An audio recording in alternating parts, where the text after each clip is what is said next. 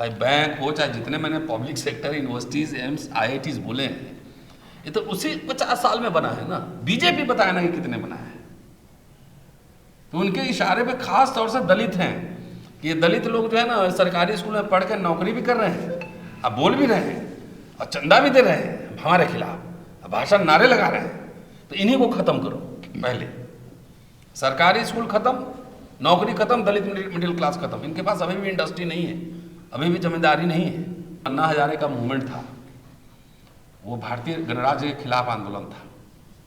आप ही के यहाँ अन्ना हजारे कहाँ हैं? कहाँ हैं? सो गए ना।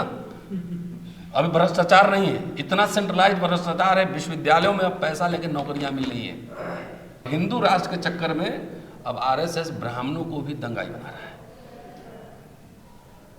परशुराम जब इनका राम पहले मर्यादा पुरुषोत्तम थे और रणोदत्त राम है, तीर लगे खड़े हैं। हनुमान पहले बिलवन थे, अब हनुमान गुस्से वाला हनुमान है, गुस्से डराने वाला हनुमान। जब परशुराम इनका प्रतीक हुआ फरसा को लेकर, तो पूरे समाज को दंगाई बना रहा है यार से, पूरे समाज को। ध्यान रखने अपने अपने बच्चों के एक्टिविटी पे नजर डालिए, वो जा कहाँ रहा है, कर क्या रहा है। नेहरू, अंबेडकर, दोनों में कई बातों पे डिफरेंसेस थे, लेकिन दोनों मिलकर भारत को एक सोशलिस्ट स्टेट बनाना चाहते हैं, जहां पब्लिक सेक्टर हो, जहां जरूरत होगी हम प्राइवेट लेंगे। क्या अजीत डोभाल का बेटा बदला लेने के लिए सड़क पर उतरेगा? क्या अमित शाह का बेटा बदला लेने के लिए उतरेगा? क्या शिवराज सिंह का बेटा, चाहे जितने बीजेपी के नेता हैं, वो बदला लेने के लिए उतरेंगे? नहीं। उनके बच्चे पढ़ेंगे ऑक्सफोर्ड, हार्वर्ड, कैम्ब्रिज, और आपको हिंदू मुसलमान में फंसाकर और आपके सारे हक हकूक अधिकार छीने जा रहे हैं। मैं आपको बताऊं, अशोका यूनिवर्सिटी का फीस या जिंदल यूनिवर्सिटी का फीस, मैं हाई सैलरी ब्रैकेट में हूं, मैं भी अपने बच्चों को वहां नहीं पढ़ा सकता। 15 तारीख को जो लोकल बॉडी की चुनाव है म्यूनिसिपल कॉर्पोरेशन का, उसमें आरएसएस बीजेपी के जितने उम्मीदवार हैं उसको हराएं, क्योंकि इस देश को, इस संविधान को, देश के नागरिक को, पब्लिक सेक्टर यूनिट को, उसके जॉब को, स्कूल कॉलेज यूनिवर्सिटी को अगर किसी से खतरा है तो आरएसएस बीजेपी की विचारधारा से है।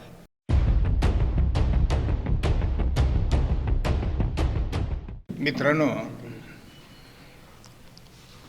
आपल्या परवाच्या दिवशीच्या पत्रकार परिषदेमध्ये आपण जाहीर केलेलं होतं,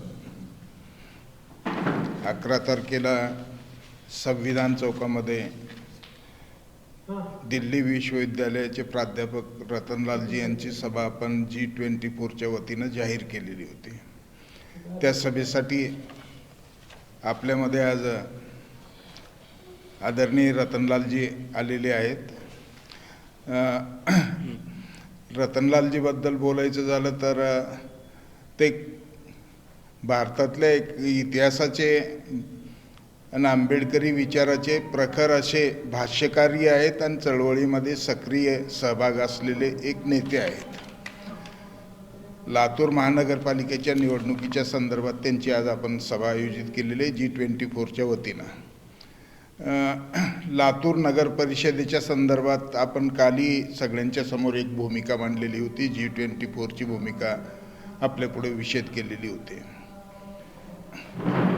साधारणपणे भारतीय जनता पार्टीचं हे सरकार आल्यापासून सहकार, पंचायती राज्य आणखी ह्या सगळ्या संस्थांचं विकृतीकरण करण्याचं काम चालू केलेलं आहे। हा भारतीय लोकशाही पुढचं सगळ्यात मोठं आव्हान आहे। लातूरसारख्या एका छोट्या शहराला स्वायत्त संस्थेच्या माध्यमातून आजपर्यंत जो एक आकार ढाचा दिलेलं चित्र आपल्याला दिसतंय, दुर्दैवानं गेल्या वेळेची महानगरपालिका ही भाजप विचाराच्या निवडून आलेली होती। भाजपची नगरपालिका, महानगरपालिका गेल्या 5-7 वर्षाचा आपण महानगरपालिकेचा कारभार बघतोय। शहराच्या बेसिक सुविधा, ज्या नागरी सुविधा लोकांना पुरवायला पाहिजे, रस्ते, पाणी, आरोग्य, स्वच्छता, शिक्षण, यापेक्षा देखील भारतीय जनता पार्टी आणखी त्यांच्या लोकांचा सतत प्रयत्न असा राहिलेला आहे की लोकांमध्ये धार्मिक ध्रुवीकरण करा, लोकांचे सतत माणसामध्ये एक अविश्वासाचं, द्वेषाचं वातावरण तयार करण्याचं काम भारतीय जनता पार्टीच्या वतीने होतं आहे। सुदैवानं महाराष्ट्रामध्ये लातूर इतकं सुसंस्कृत, सुशिक्षित आणि मध्यमवर्गीय ढाचा असलेलं शहर दुसरं कुठलंही नाही आहे। गेल्या 60-70 वर्षापासून स्वातंत्र्याच्या नंतर या शहरामधला कायदा सुव्यवस्था खूप चांगल्या पद्धतीनं आजपर्यंतच्या राज्यकर्त्यांनी जो सांभाळलेला होता, गेल्या 5-7 वर्षामध्ये ह्या शहरामध्ये कायदा सुव्यवस्थेचा प्रश्न देखील तयार झालेलं चित्र आपल्याला दिसतं। भारतीय जनता पार्टी एकीकडच्या बाजूला ट्रिपल सरकार वगैरे भाषा बोलत असताना देशभर कायदा सुव्यवस्थेचे धिंडवडे, महिलांवरचे अत्याचार, दुर्बल घटकावरचे अत्याचार, दलितावरचे अत्याचार कित्येक पटीनं वाढलेलं महाराष्ट्रामध्ये, लातूरमध्ये चित्र दिसतंय। या इतक्या सुसंस्कृत शहराचा जो ढाचा आहे, तो ढाचा बिघडवण्याचं काम या माध्यमातून सुरू झालेलं आहे आणि आपली सगळ्यांची जबाबदारी आहे की लातूर शहराचं जे एक विशिष्ट असं महाराष्ट्राच्या समाज जीवनामध्ये स्थान आहे, ते अबाधित ठेवण्यासाठी आपण G24च्या माध्यमातून लातूरवासियांना एक विनंती करतोय, आव्हान करतोय की काँग्रेस आणखी काँग्रेसच्या सोबत असलेल्या वंचित बहुजन आघाडीच्या पॅनलला आपण मोठ्या संख्येनं निवडून द्यावं, असं आव्हान याच्या पत्रकार परिषदेमधून करतोय। आता आपल्यासोबत रतनलालजी बोलतील। शुक्रिया आप सभी का, सारे पत्रकार बंधुओं का और लातूर के निवासियों का।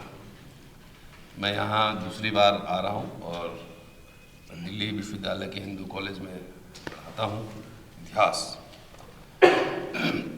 मैं समझता हूँ सिर्फ आप लोगों से बात करने के लिए और आप लोगों के माध्यम से पूरे महाराष्ट्र की जनता से अपील करने आया हूँ कि 15 तारीख को जो लोकल बॉडी की चुनाव है, म्यूनिसिपल कॉर्पोरेशन का, उसमें आरएसएस, बीजेपी के जितने उम्मीदवार हैं उसको हराएं, क्योंकि इस देश को, इस संविधान को, देश के नागरिक को, पब्लिक सेक्टर यूनिट को, इसके जॉब को, स्कूल, कॉलेज, यूनिवर्सिटी को अगर किसी से खतरा है तो आरएसएस, बीजेपी की विचारधारा से है। और मैं बात ऐसे ही नहीं कह रहा हूँ, तकरीबन 3 दशक, 28 साल समझ लीजिए पढ़ा चुका हूँ, तकरीबन 3 दशक होने जा रहा है। और मैंने पुराना भारत भी देखा है कि जब कम पैसे में हम पढ़े और नौकरी भी पाए, पेंशन भी पाए। लेकिन अब नया भारत है, इसमें शिक्षा महंगी तो हो ही गई है, पूरे प्राइवेट यूनिवर्सिटीज़ मशरूम की तरह उग रहे हैं। और मैं आपको बताऊं, अशोका यूनिवर्सिटी का फीस या जिंदल यूनिवर्सिटी का फीस, मैं हाई सैलरी ब्रैकेट में हूं, मैं भी अपने बच्चों को वहाँ नहीं पढ़ा सकता। जितने साथी बैठे हैं, मैं जानता हूं ये बात कि सब सरकारी स्कूल कॉलेज में ही पढ़ें, 10 रुपया फीस देकर, 2 रुपया फीस देकर, 5 रुपया फीस देकर, और वहीं से IAS, IPS, इंजीनियर, डॉक्टर, तमाम जो है ना लोग बने हैं उसी से। तो पुराने भारत ने हमें स्कूल, कॉलेज, यूनिवर्सिटी दिया था, सरकारी जॉब दिए थे, पब्लिक सेक्टर यूनिट दिया था, नवरत्न कंपनीज बनाई थी, महारत्न कंपनीज बनाई थी, पेंशन दिया था। और आरएसएस की विचारधारा क्या है उसमें मैं बताऊंगा। लेकिन नए भारत में सबसे पहले अटल बिहारी वाजपेयी ने पेंशन ही ख़त्म कर दिया। और मैं अम्बेडकर पढ़ता हूँ, अम्बेडकरी विचारधारा से प्रभावित हूँ और उस पर बोलता भी हूँ। लेकिन क्या समझते हैं, ये सिर्फ दलित के लिए ये सब हो रहा है, ये पिछड़ों के लिए हो रहा है? नहीं, ये देश की पूरी हिंदू जनता, हिंदू, ब्राह्मणों का भी पेंशन कट रहा है, मराठों का भी कट रहा है, क्षत्रियों का भी कट रहा है, जो सरकारी नौकरी में है उन सब का कट रहा है। बहरहाल मैं आऊँगा, लेकिन उस पर हिंदू राष्ट्र का क्या मतलब है वही मैं बताऊँगा कि हिंदू राष्ट्र में क्या क्या होने वाला है। तो मैं एक अभी सोशल मीडिया पर देख रहा था कि अजीत डोभाल साहब का स्टेटमेंट है, आप पत्रकार बंधु सब देखे ही होंगे। वो कह रहे हैं कि मंदिरों को लूटा गया, हम असहाय रहे। इन्हें से अजीत डोभाल बोले कि बदला लेना होगा, युवाओं को आगे आना चाहिए। कौन लेगा बदला? क्या अजीत डोभाल का बेटा बदला लेने के लिए सड़क पर उतरेगा? क्या अमित शाह का बेटा बदला लेने के लिए उतरेगा? क्या शिवराज सिंह का बेटा, चाहे जितने बीजेपी के नेता हैं, वो बदला लेने के लिए उतरेंगे? नहीं। उनके बच्चे पढ़ेंगे ऑक्सफोर्ड, हार्वर्ड, कैम्ब्रिज, और आपको हिंदू मुसलमान में फंसाकर और आपके सारे हक हकूक अधिकार छीने जा रहे हैं। ये तथ्य है, आप ऑब्जर्व कीजिए। हम सब सरकारी स्कूल, कॉलेज, यूनिवर्सिटी से पढ़े होंगे और उसी से एक मिडिल क्लास का निर्माण हुआ था, उसी से हुआ था। आज क्या बीजेपी के नेता, देखिए मैं कॉरपोरेशन के चुनाव में प्रचार के लिए क्यों आया हूँ, इसके कारण है कि लोकल जो चुनाव होता है ना, वो देश की नींव है। गांव का चुनाव देश की नींव है। ये हिंदू राष्ट्र बनेगा तो सिर्फ संसद से नहीं बनेगा ना, यहाँ से भी बनेगा। तो जब नींव मजबूत रहेगा तो इमारत भी मजबूत रहेगी। इसलिए मैं क्या चाहता हूँ, मैं पूरे लातूर वासियों से और पूरे महाराष्ट्र के लोगों से ये अपील करना चाहता हूँ कि लोकल से लेकर नेशनल लेवल तक आरएसएस बैक्ड बीजेपी को हराएं। अगर मेरी बात आपको ठीक नहीं लगे तो अपने आप से पूछें या सरकार से पूछें कि जब से बीजेपी सरकार में है, चाहे महाराष्ट्र में है, चाहे केंद्र में है, चाहे लोकल लेवल पर है, उनसे पूछिए कि कितने स्कूल्स खोले गए हैं।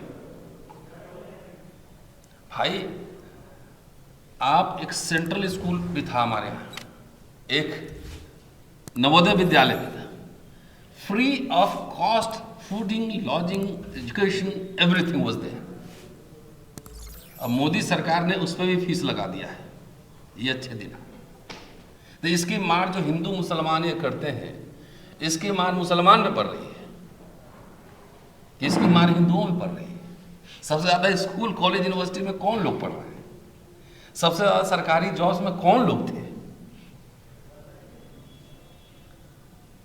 तो इसकी मार तो सबसे ज़्यादा हिंदुओं पे पड़ रही है। और सरकारी टॉप लेवल पे मुझे याद है, जब मैं स्टूडेंट था तो जितने ऑफिस में चले जाते, most of the top officials, vice chancellors, professors, जजेस, सीईओज, डायरेक्टर्स, ज़्यादातर तो उसमें ब्राह्मण ही दिखते थे। मिश्रा जी, तिवारी जी, पांडे जी।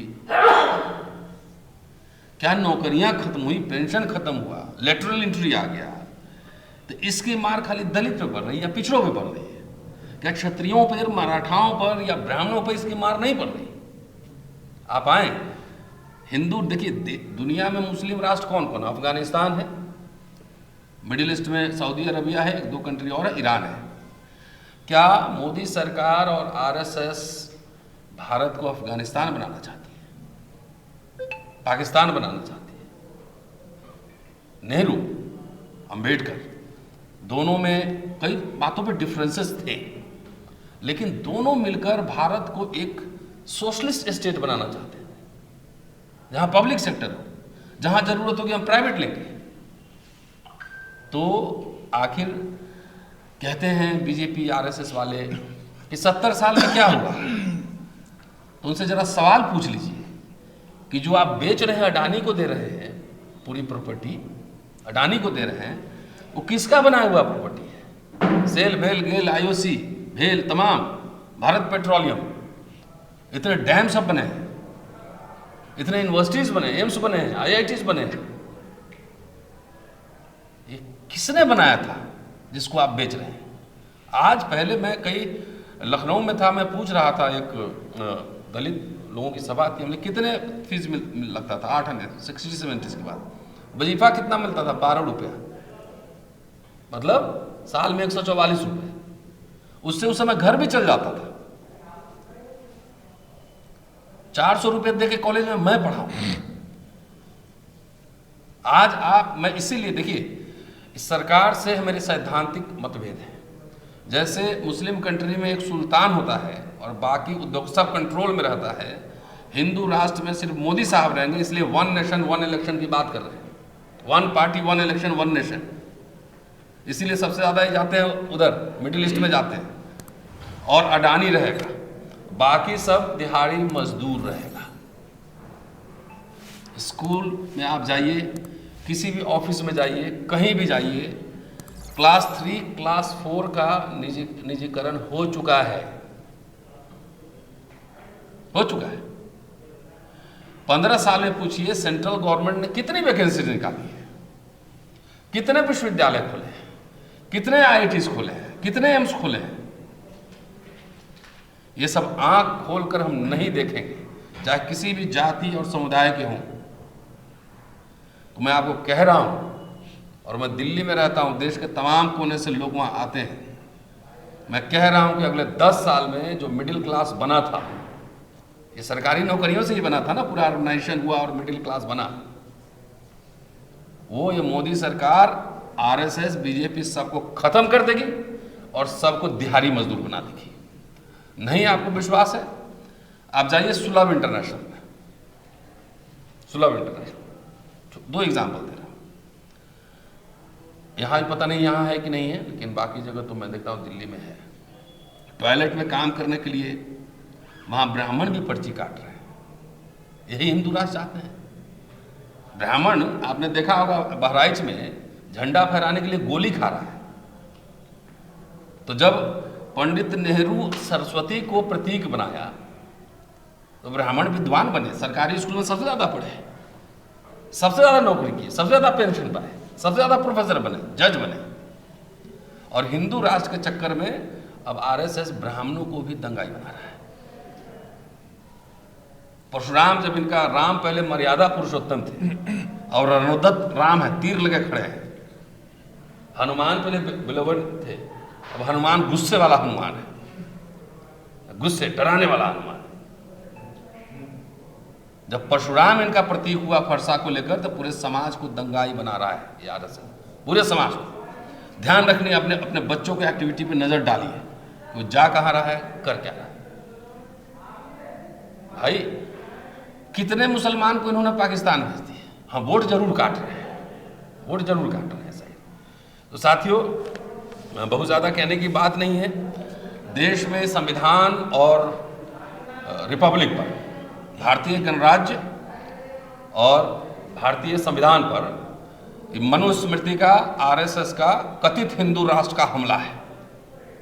10 साल से, तब तीसरा टर्म है मोदी जी का, तो सब हिंदू को खुशहाल होना चाहिए था, घी पीना चाहिए था, है ना, लड्डू खाने चाहिए थे। आधा रेल प्राइवेटाइज हो चुका है। यूनिवर्सिटी में सिक्योरिटी गार्ड आके देखिए, वो सब जाति के लोग काम कर रहे हैं इसमें, 12,000 महीने पे। वही सिक्योरिटी का चौकीदार का नौकरी जब परमानेंट होता था तो अभी 70,000 पा रहे होंगे। 12,000 15,000 में क्या वो खाएगा, क्या बच्चों को पढ़ाएगा, क्या स्वास्थ्य देखेगा? क्या बीजेपी के नेता इनके बच्चे सरकारी हॉस्पिटल में जाकर इलाज करवाते हैं?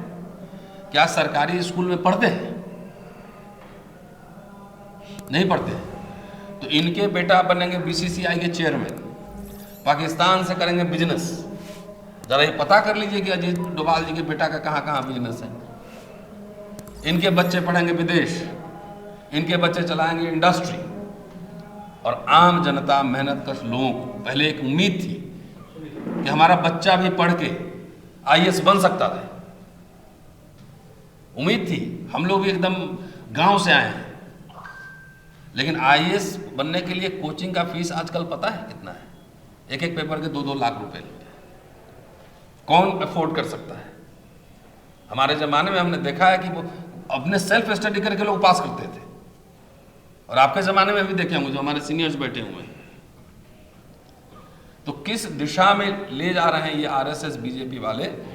तो इसीलिए मैं कह रहा हूं कि जो कह रहे हैं ना हिंदू हिंदू हिंदू, तो बताइए ना, हिंदू है तो आरएसएस का चीफ जो है ना, सब हिंदू को बनना चाहिए। मराठा क्यों नहीं बनना चाहिए? पिछड़ा क्यों नहीं बनना चाहिए, दलित क्यों नहीं बनना चाहिए?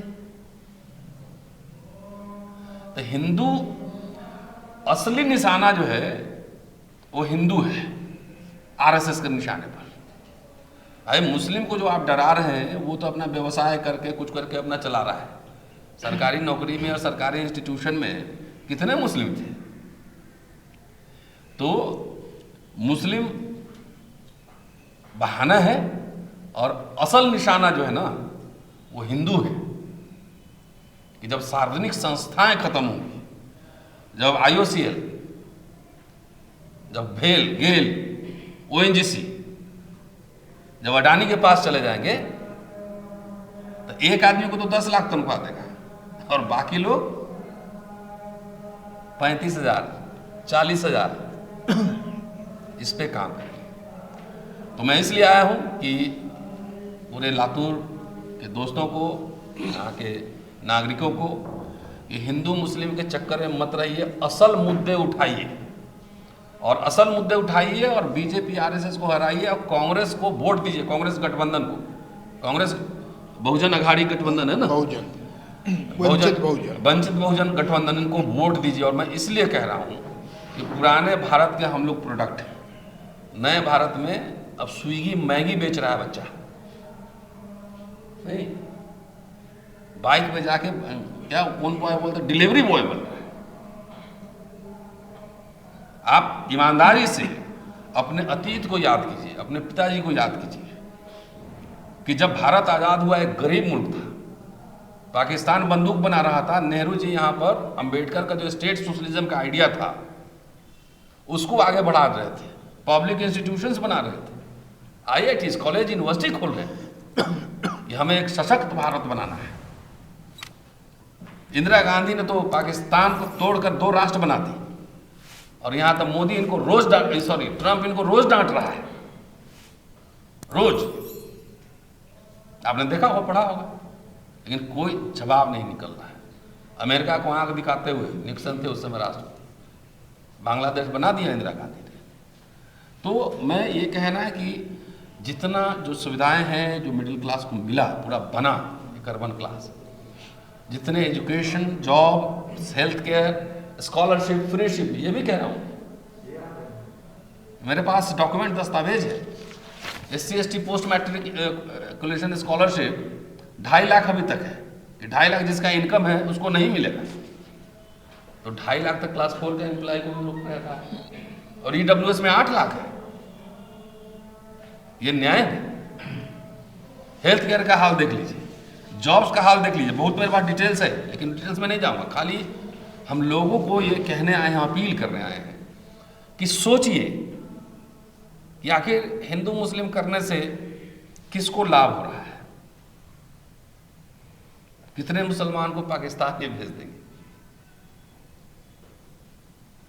तो उसमें मत पड़िए। अपने बुनियादी जो जरूरतें हैं, जो सरकार की जिम्मेदारी है, एक सवाल पूछिए कि पिछले 15 साल में कितने पब्लिक सेक्टर बने हैं, मोदी सरकार ने बनाए हैं।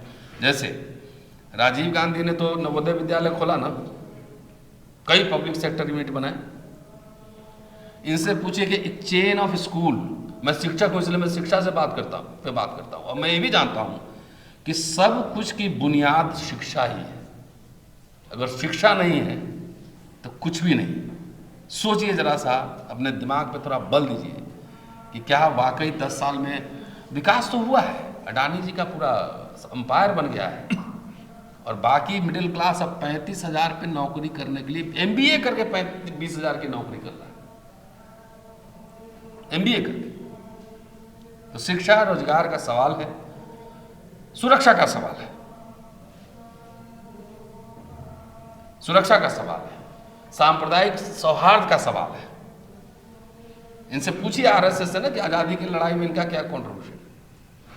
जेल गए हैं कि माफी मांगे, जेल गए हैं कि माफी मांगे, तो इनका कोई कंट्रीब्यूशन नहीं। विभाजनकारी ताकत है। इनसे देश को बचाना है, देश के लोगों को बचाना है, संविधान को बचाना है, संसद को बचाना है, सार्वजनिक संस्थाओं को बचाना है। जहां जहां इलेक्शन होता है वहां ED पहुंच जाता है। इलेक्शन, सार्वजनिक जो संवैधानिक संस्था है उसका हाल देख लीजिए। इलेक्शन कमीशन, ईडी, सीबीआई, जहां इलेक्शन होता है वहां ईडी पहुंच जाता है। ये कोइंसिडेंस है क्या? अभी देखा होगा, बंगाल में पूछे थे अभी, तो बंगाल पुलिस ने उनका इलाज कर दिया। तो संवैधानिक संस्थाओं का दुरुपयोग, उसको dictatorial, one man one power, every power, ये है आरएसएस का एजेंडा। नहीं तो आप गोलवलकर की किताब है बंच ऑफ थॉट, विचार नवनीत, इसको जरूर पढ़िए। ये वयस्क मताधिकार के भी खिलाफ थे। ऑर्गेनाइजर में लेख छपा था, ये संविधान नेहरू और अंबेडकर के दोनों के पुतले फूके थे। उस समय ही बोला था कि हम संविधान को नहीं मानते, मनुस्मृति हमारा संविधान है। ये रिकॉर्डेड है। 30 नवंबर 1949 को ऑर्गेनाइजर का एडिटोरियल छपा हुआ है। तो जो संविधान को मानता ही नहीं था, जो नागरिकता को मानता ही नहीं था, जो एडल्ट फ्रेंचाइज को मानता ही नहीं था, वो पावर में आएगा तो क्या समझते हैं कि आज मेरी बारी है तो कल आपकी बारी है। तो सबसे ज्यादा नुकसान और सबसे ज्यादा खतरा जो हिंदू मुसलमान में, मैं कह रहा हूं मुसलमानों को नहीं है, हिंदुओं को है।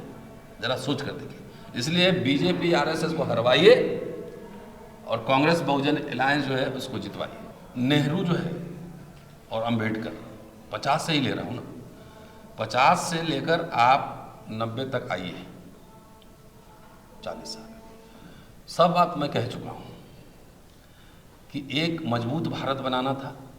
उस समय खाने के लिए भारत के पास पैसा नहीं था, तब भी इंदिरा गांधी ने परमाणु एक्सपेरिमेंट कर दिया था। सारे स्कूल, कॉलेज, यूनिवर्सिटी, सब पब्लिक सेक्टर, सब कुछ कांग्रेस के रीजन में ही बने, जिससे आप भी पढ़े, हम भी पढ़े। आप पत्रकार बने हैं, मैं टीचर बना। आज ये हम उम्मीद नहीं कर सकते हैं। पूरा यूनिवर्सिटी का बहुत बुरा हाल है, सब जगह बैरिकेडिंग हो चुका है। और जो लोग बोलते हैं, जो लोग सवाल उठाते हैं, उनको पनिशमेंट मिलता है। 14 से पहले जब कांग्रेस की सरकार थी, अभी सुन लीजिए, कपिल सिब्बल एचआरडी मिनिस्टर थे। अगर आपको याद होगा तो 4 ईयर डिग्री प्रोग्राम लेकर आए थे। हमने उनका भी विरोध किया था, लेकिन ऐसा नहीं होता था कि अगर मैं विरोध कर रहा हूं कैबिनेट मिनिस्टर का, सामने ही बोल रहा हूं, या वीसी का विरोध कर रहा हूं, या प्रिंसिपल का विरोध कर रहा हूं, तो मेरे ऊपर केस हो जाएगा फर्जी, मेरा प्रमोशन रुक जाएगा, मेरा छुट्टी नहीं मिलेगा। किताब लिखने के लिए छुट्टी नहीं मिल रहा, सोचिए ये बात। पुराने सरकार में हम 3 साल छुट्टी लेके पीएचडी किए सैलरी के साथ, और अभी किताब लिखने के लिए छुट्टी नहीं मिल रहा है। आपका पासपोर्ट रद्द करवाया जा रहा है, आपको वीजा रद्द करवाया जा रहा है। क्या ये डेमोक्रेसी है? डेमोक्रेसी असहमति का नाम है, कि आप एक विचार रखते हैं, हम भी एक विचार रखते हैं, लेकिन हम सब साथ रहेंगे। तो ये पूरा तानाशाही की सरकार है, तानाशाही की सरकार है। आखिर ये आरएसएस भी पनपा, इनके लोग नौकरी में गए, तो कांग्रेस रिजीम था तब भी तो गए नहीं आए, तभी तो नौकरी पढ़े ही उस स्कूल में, नौकरी में भी आए, पेंशन भी लिए। आज विश्वविद्यालय में आरएसएस छोड़कर किसी का अपॉइंटमेंट हो रहा है तो मुझे बता दीजिए, चाहे जितने बड़े स्कॉलर हो आप। बड़े बड़े स्कॉलर्स यूनिवर्सिटी छोड़कर भाग रहे हैं विदेश। Teacher like me, I have been facing so many cases. Am I criminal? Hindu एक धारा है ना, कई तरह की धारा है उसमें, एक है ना, शैव है, वैष्णव है, लिंगायत है, सब है, नास्तिक भी है, कई तरह की धाराएं है ना। आप एक ही चीज क्यों थोपना चाहते हैं पूरे देश पर? ये डाइवर्सिटी वाला मुल्क है, और आपका कोई एक यूनिवर्सिटी आप नहीं बनाए हैं, सारी नौकरियां खत्म कर रहे हैं। मैं अपने लिए नहीं कह रहा हूं, आने वाली पीढ़ियों के लिए कह रहा हूं, आपके बच्चों के लिए कह रहा हूं। मैं तो हूं नौकरी में, मुझे रोक सकते हो लेकिन मेरा खत्म नहीं कर सकते। तो मैं ऊपर से तो देख रहा हूं ना कि सारे सार्वजनिक संस्थाएं तबाह, 1 लीडर 1 पार्टी। इलेक्शन कमीशन का हाल देख लीजिए आप, ये इंडिपेंडेंट मीडिया का हाल देख लीजिए आप लोग हैं जिसकी वजह से थोड़ा ये चल रहा है, नहीं तो देख लीजिए टेलीविजन पे क्या हो रहा है। टेलीविजन पर बड़े बड़े पत्रकार सरकार के प्रवक्ता की तरह बात कर रहे हैं। क्या ये मीडिया है? मीडिया का हम सवाल पूछना है। आपने सवाल पूछा, मैंने जवाब दिया। ये दिख रहा है टेलीविजन डिबेट्स में, देखिए तो हर फ्रीडम, ऑटोनॉमी को क्रश करना। विश्वविद्यालय एक स्वायत्त संस्था है, सुप्रीम कोर्ट एक स्वायत्त संस्था है, एक इंडिपेंडेंट बॉडी। संविधान क्या लागू है? Show me your face, I will show you the rules. एक ही ऐसा एक प्रयोग दिल्ली में हुआ, केजरीवाल को ऐसा तीसरा पर्याय बोल के दिया, तो ये पूरे भारत में क्यों ऐसा प्रयोग नहीं हुआ? नहीं, मुझे लगता है कि कांग्रेस को ऑर्गेनाइज, देखिए हश्र क्या हुआ दिल्ली चुनाव में तो देख लिए, है ना। क्योंकि जानता हूं कि जो अन्ना हजारे का मूवमेंट था वो भारतीय गणराज्य के खिलाफ आंदोलन था। आप ही के यहाँ अन्ना हजारे कहाँ हैं? कहाँ हैं? सो गए ना। अभी भ्रष्टाचार नहीं है, इतना सेंट्रलाइज भ्रष्टाचार है, विश्वविद्यालयों में अब पैसा लेके नौकरियां मिल रही हैं। ये मैं आपको कह रहा हूं, सेंट्रलाइज्ड है करप्शन। अब बिना पैसे कहीं कोई काम नहीं होता है, और मेरे से बेहतर आप जानते होंगे। हमने सुना है कि 2047 में मनुस्मृति लागू हो जाएगा, क्या बात सच है? नहीं, आधा तो लागू है अभी। मनुस्मृति का लागू होने का क्या मतलब? कि कभी संविधान खत्म करने की घोषणा नहीं भी होगी तभी मनुस्मृति लागू हो जाएगा। कानून की नजर में समानता और प्रशासन की नजर में समानता, यही बेसिक बात यही है। कानून में हम सब एक हैं कि कानून एक नजर से सबको देखेगा, लेकिन जब थाने में जा रहे हैं, कलेक्टर का ऑफिस में बैठ रहे हैं, तो वहां एक नजर से देख रहा है कि नहीं देख रहा है, यहीं पे खेल है। आपका केस दर्ज हो जाएगा, मेरा नहीं दर्ज होगा। संवैधानिक प्रावधानों को खत्म कर देना, इररिलेवेंट कर देना, यही मनुस्मृति है। बाबा लोग रोज आप देखते होंगे टेलीविजन पर, धर्म संसद कर रहे हैं, कुछ कर रहे हैं, हिंदू राष्ट्र बनाना है, मनुस्मृति लागू करना है, किसी पे मुकदमा हुआ है? इतने बाबा जो है, एक बिनाक वाले बाबा भी है, इतने जहर उगल रहे हैं ये, उन पर कोई एक्शन हो रहा है? और आप कुछ बोल दीजिए एक लाइन भी, तो भावना हाथ हो गया, एक्शन करो, गिरफ्तारी करो।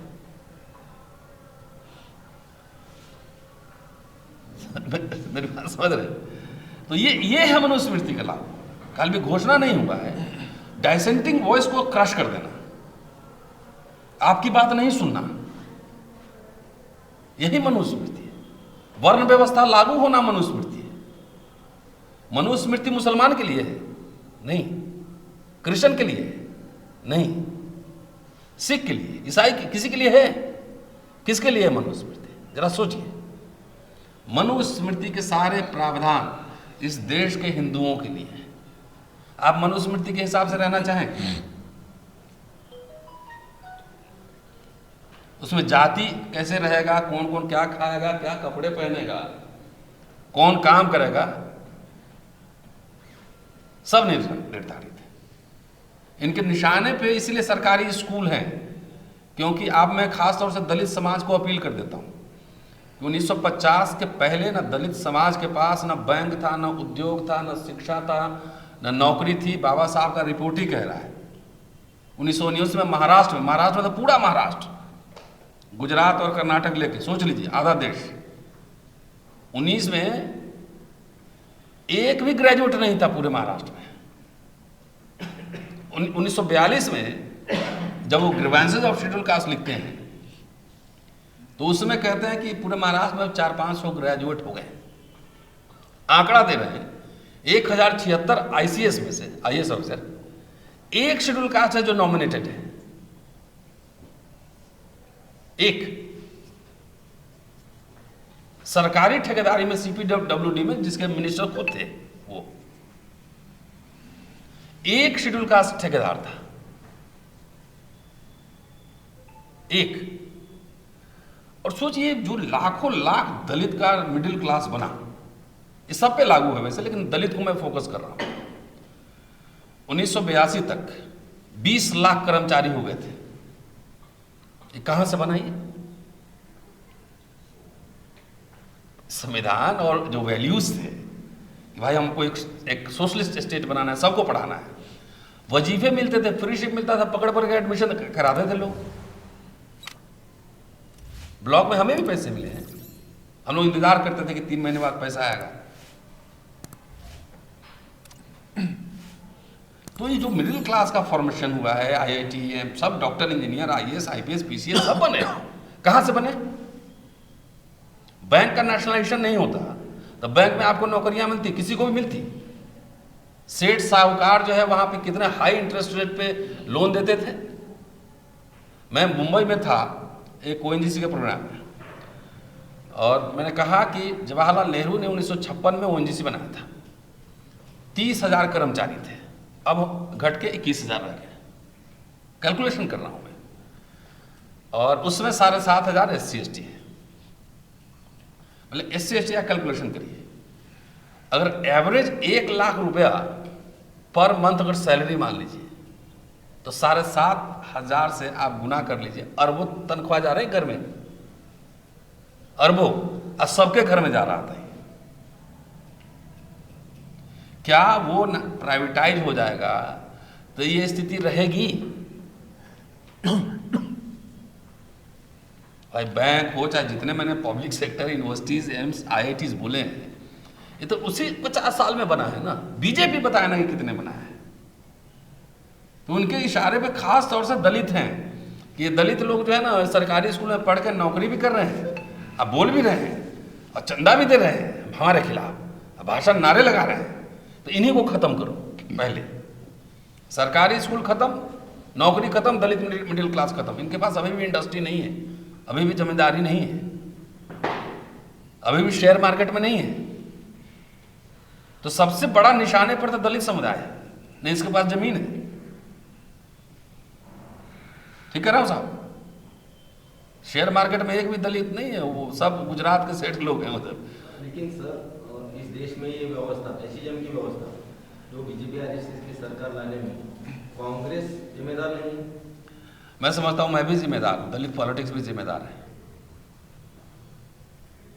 दलित पॉलिटिक्स जिम्मेदार मैं मानता हूं, और मैंने कई बार कहा है कि ये हिंदू राष्ट्र जो है ना, एक कथित समाजवादियों और कथित अम्बेडकरवादियों के कंधे पे चढ़ के आ रहा है। कांग्रेस का अहंकार, कांग्रेस के भ्रष्ट मंत्री। नहीं अभी तो लाइन लगी। अच्छा एक मिनट, बीजेपी में देखिए जाना। ऐसा है ना, कभी कांग्रेस के लोग ऐसा आदर्श समाज कभी नहीं रहा है जिसमें घी की नदियां बह रही हों और सब लोग जो है ना उसमें डुबकी लगा रहे हो। सब उनके कमजोरियों के बावजूद, मैं ये कह रहा हूं, सब कमजोरियों के बावजूद जितनी बातें मैंने कही हैं वो झूठ है कि सच है, ये बताइए मुझे।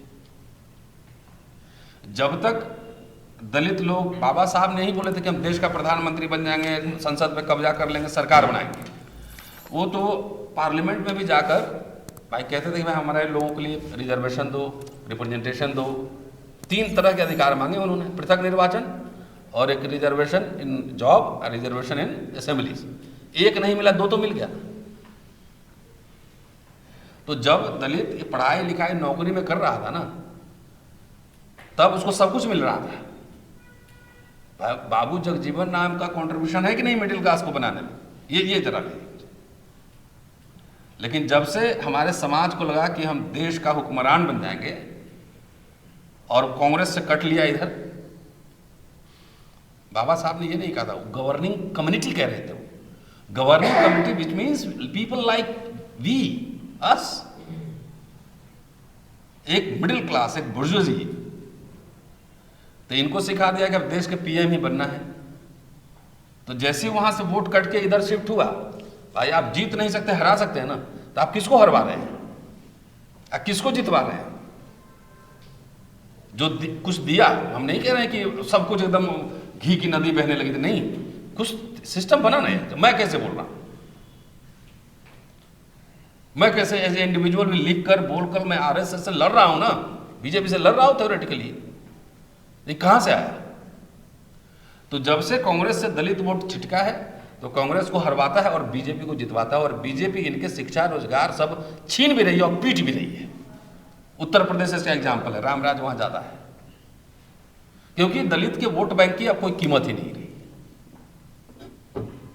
आप महाराष्ट्र के आप ही के मंत्री वहां कैबिनेट में बैठे हैं, अठावले, चिराग पासवान कैबिनेट में बैठा है, मांझी कैबिनेट में बैठा है, तो जो सीधा डील हो जा रहा है उसके साथ डील हो जा रहा है, यानी तो बैकडोर डील होता है।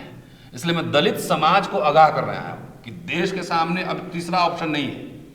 भारतीय गणराज्य और समाज संविधान है, और इधर मनुस्मृति और हिंदू राष्ट्र है। और हिंदू राष्ट्र में क्या हो रहा है, ब्राह्मण भी मजदूर बन रहे हैं। तो इसमें से चुनना है तो अभी तीसरा ऑप्शन नहीं है। आपको भारतीय संविधान और गणराज्य के साथ खड़ा होना पड़ेगा। उसी से आपको मिला था, और हिंदू राष्ट्र में और मनुस्मृति में सब छिन रहा है आपका। तो इसके लिए दलित पॉलिटिक्स भी जिम्मेदार है इनको यहां तक लाने में। जब तक कांग्रेस के साथ रही दलित समुदाय, तब तक उनको फ्रीशिप, वजीफा, नौकरी, पेंशन सब मिल रहा था। बैकलॉग, आपको याद होगा राजीव गांधी ने स्पेशल रिक्रूटमेंट ड्राइव शुरू किया था 89 में। जब उत्तर प्रदेश में इंदिरा गांधी जब प्राइम मिनिस्टर थी, बहुगुना जब वहाँ मुख्यमंत्री थे, तो आजमगढ़ में शायद एक गांव जला दिया गया था दलितों का, बस्ती जला दी गई थी। इंदिरा गांधी ने कहा कि बहुगुना को आप जाइए और सीधा हेलीकॉप्टर वहीं लैंड कराइए। वो गए वहाँ लैंड किए, पूछे कि कितने थानेदार दलित हों, तो बोले अभी तो पता ही नहीं कितना होगा, कि है ही नहीं थानेदार उसको। तो बोला जब तक 10% थानेदार नहीं हो जाए तब तक कोई बहाली नहीं होगा, खाली इन लोगों को भरो। अभी ये भी था ना। अब क्या हो रहा है, अब तो रोस्टर में गड़बड़ी हो, रिजर्वेशन में जो भी निकल रहा है 10 में, उसमें भी हेरा फेरी है। तो मैं दलित समाज को स्पेशली एड्रेस कर रहा हूं कि जो भारतीय संविधान और गणराज्य से मिला था, आपको चस्का लग गया था ना भाई। 272 MP चाहिए ना सरकार बनाने के लिए। कोई भी दलित पॉलिटिशियन को बता सकता है कैसे 272 MP आएगा। क्या बीजेपी कांग्रेस दोनों में कह रहा हूं अकेले चुनाव लड़ सकती है? बीजेपी लड़ लेगी अकेले। जब इतने महाशक्तिशाली पार्टी जब अकेले चुनाव नहीं लड़ती है, बिहार में भी अलायंस में जाना पड़ता है, महाराष्ट्र में भी जाना पड़ता है, तो दलित बोले अगर दलित पॉलिटिशियन के हम अकेले सरकार बनाएंगे और ये अरे इसका मतलब कि आपको अनरियलिस्टिक ड्रीम दिखाया जा रहा है। बाबा साहब अनरियलिस्टिक ड्रीम्स नहीं देखते थे, वो प्रैग्मेटिक थे ना। उनके गुरु थे जॉन डेवी, अमेरिका के प्रोफेसर। तो वहां से उन्होंने प्रैग्मेटिज्म, व्यवहारवाद सीखा था कि जितना मिल रहा है उसको लो, लेकिन और ज्यादा पाने के लिए और संघर्ष करो। लेकिन यहाँ क्या कर रहे हैं कि नहीं, हमको नहीं चाहिए, हम PM बन जाएंगे तब सब ठीक करेंगे। ऐसा संभव है? Is it possible? जो मिल रहा लेते चलो, लेकिन आगे के लिए संघर्ष करो। अच्छा, एक PM हो जाएगा तो क्या हो जाएगा मुझे बताएं आप जरा। राष्ट्रपति तो अभी ट्राइबल है ना, प्रधानमंत्री OBC है ना, लॉ मिनिस्टर दलित है ना, चीफ जस्टिस दलित है ना, अभी महाराष्ट्र के ही थे ना ये। तो क्या ऐसा क्रांतिकारी काम हो रहा है कि उल्टा काम हो रहा है?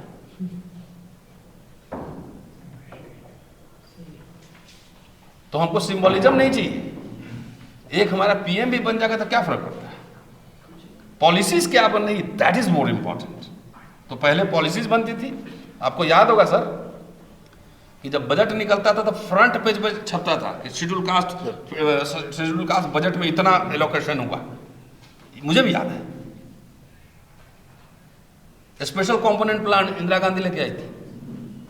आज बजट में कहीं अभी आने वाला है, कहीं ढूंढ कर देख लेना पूरा अखबार उलट के, कहीं शेड्यूल कास्ट और शेड्यूल ट्राइब या कहीं कोई कंपोनेंट प्लान का कोई जिक्र भी तो है कि नहीं?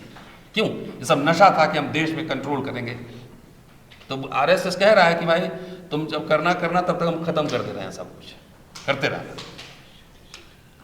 तो इसीलिए हम पर्टिकुलरली मैं कह रहा हूँ कि सबसे मार पड़ने वाली है दलित समाज को हिंदू राष्ट्र का, इसलिए उनको बचाना है। Thank you.